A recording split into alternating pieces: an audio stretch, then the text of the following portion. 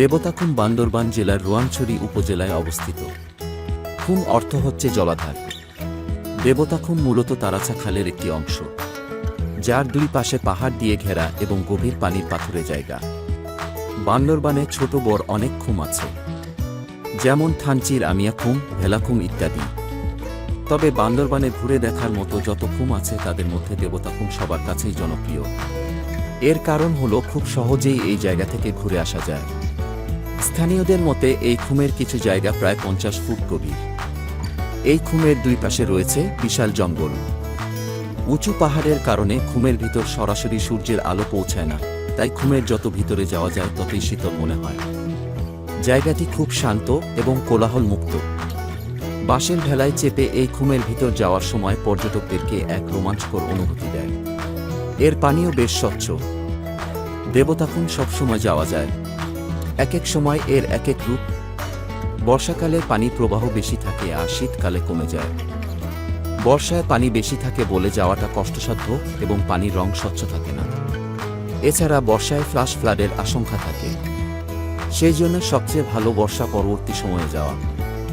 দেবতাখুম সহ বান্দরবানের যে কোনো খুম দেখতে যাওয়ার আদর্শ সময় হল নভেম্বর থেকে এপ্রিল মাস।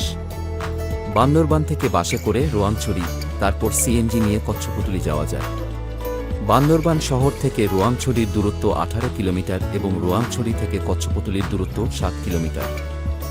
বান্দরবান রোয়াংছড়ি বাস স্ট্যান্ড থেকে প্রতি ঘন্টায় রোয়াংছড়ির বাস ছাড়ে, ভাড়া লাগবে 60 টাকা। আর রোয়াংছড়ি থেকে কচ্ছপুতুলির সিএনজি ভাড়া 200 টাকার মতো।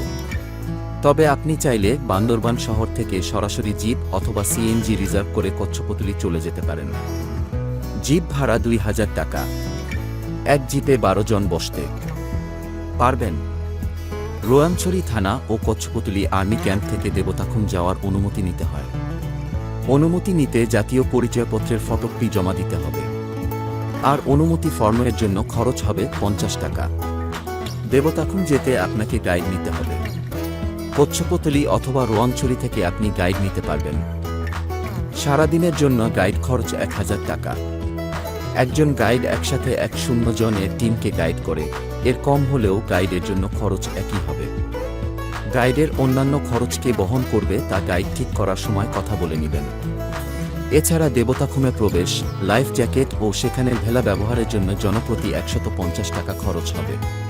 জলাধার। দেবতাখুম মূলত তারাছা খালের একটি অংশ, যার দুই পাশে পাহাড় দিয়ে ঘেরা এবং গভীর পানির পাথুরে জায়গা। বান্দরবানে ছোট বড় অনেক খুম আছে, যেমন থানচির আমিয়া খুম, ভেলাখুম ইত্যাদি।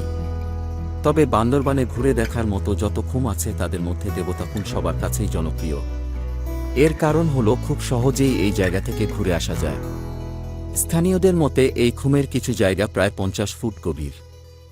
এই খুমের দুই পাশে রয়েছে বিশাল জঙ্গল।